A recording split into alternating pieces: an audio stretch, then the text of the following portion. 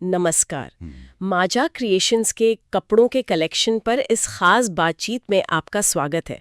हमारे पास जो जानकारी है वो उनके कुछ सेमी फॉर्मल सूट्स के बारे में है और ख़ास तौर पे उनके कपड़े, डिज़ाइन, इन सब पर। हाँ, बिल्कुल।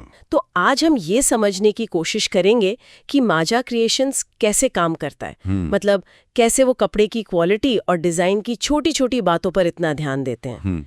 उनका एक वादा भी है सबसे अच्छी क्वालिटी के उत्पाद देने का। हाँ। तो देखते हैं क्या वाकई ऐसा है। हाँ, ये जानना दिलचस्प होगा, खासकर उनके लिए जिन्हें कपड़ों की क्वालिटी और बारीकियों में इंटरेस्ट है।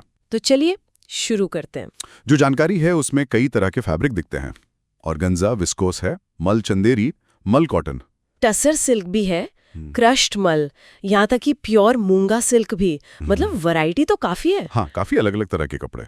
लगता है अलग अलग पसंद और मौकों का ध्यान रखा है। बिल्कुल। और जो बात मुझे खास लगी वो ये है कि सिर्फ वैरायटी नहीं, कपड़े की क्वालिटी और उसके फील पर बहुत जोर है। अच्छा, कैसे? जैसे बार बार ये शब्द आते हैं, comfortable, light weight, soft fabric, high and quality. हाँ, मैंने भी नोटिस किया। तो इससे साफ है कि पहनने वाले का आराम और कपड़े का एकदम बढ़िया होना, ये उनकी प्रायोरिटी है। सही। जैसे एक जगह मोजोल कॉटन का जिक्र है, जिसके बारे में कहा गया है कि उसे बिना अस्तर के भी सिलवा सकते हैं। अच्छा, बिना अस्तर के? हाँ, तो ये कपड़े की अच्छी क्वालिटी दिखाता है। या फिर क्रश्ड मल जैसे फैब्रिक, मतलब सिर्फ दिखने में नहीं, पहनने में वो क्वालिटी महसूस होनी चाहिए।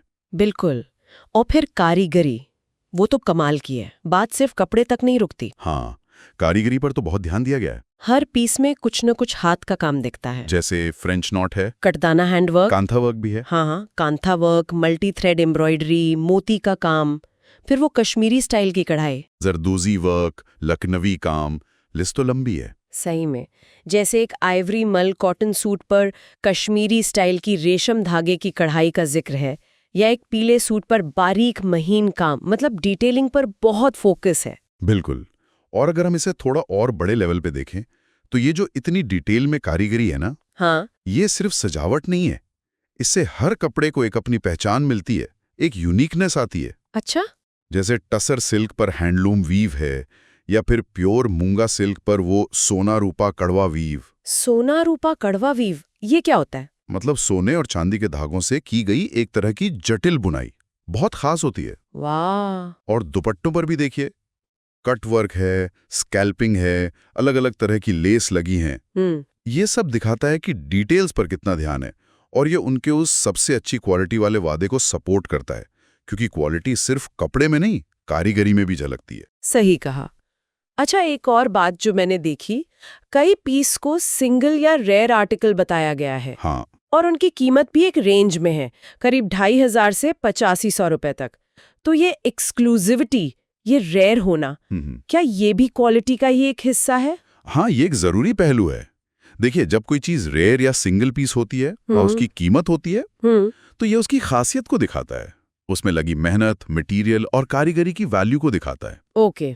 तो ग्राहक के लिए इसका मतलब शायद ये है कि वो कुछ खास खरीद रहे हैं, कुछ ऐसा जो शायद हर किसी के पास ना हो, और शायद टिकाऊ भी हो। हाँ बिल्कुल, और हाई क्वालिटी का भी। जैसे वो दावा है ना कि रंग बिल्कुल नहीं निकलेंगे, हाँ, वो भी मेंशन था। तो ये एक प्रैक्टिकल भरोसा है क्वालिटी का। तो हाँ, ये सारी चीजें मिलकर उस बेस्ट क्वालिटी वाली बात को और मजबूत करती हैं। तो कुल मिलाकर ये जो भी जानकारी हमारे पास है, उससे तो यही लगता है कि माजा क्रिएशंस के लिए कपड़ों का चुनाव बहुत अहम है, बहुत ध्यान देते हैं। बिल्कुल। फैब्रिक चुनने से लेकर फाइनल हैंडवर्क तक हर स्टेप पर सोच दिखती है। और ये उनके क्वालिटी वाले वादे से मैच भी करता है। हाँ बिल्कुल। और जाते जाते एक सवाल मेरे मन में आ रहा है। हाँ, बताइए। कि आज का जमाना तेज फैशन का है, फास्ट फैशन जिसे कहते हैं। हाँ। तो ऐसे में कपड़ों में इस लेवल की बारीकी, इतनी डिटेलिंग और क्वालिटी पर ध्यान देना, क्या ये वाकई में मायने रखता है? क्या इसकी एक वैल्यू है? और ये ग्राहकों की पसंद को कैसे बदलता है या उस पर असर डालता है? ये सोचने वाली बात है। हाँ, इस पर सोचा जा सकता है।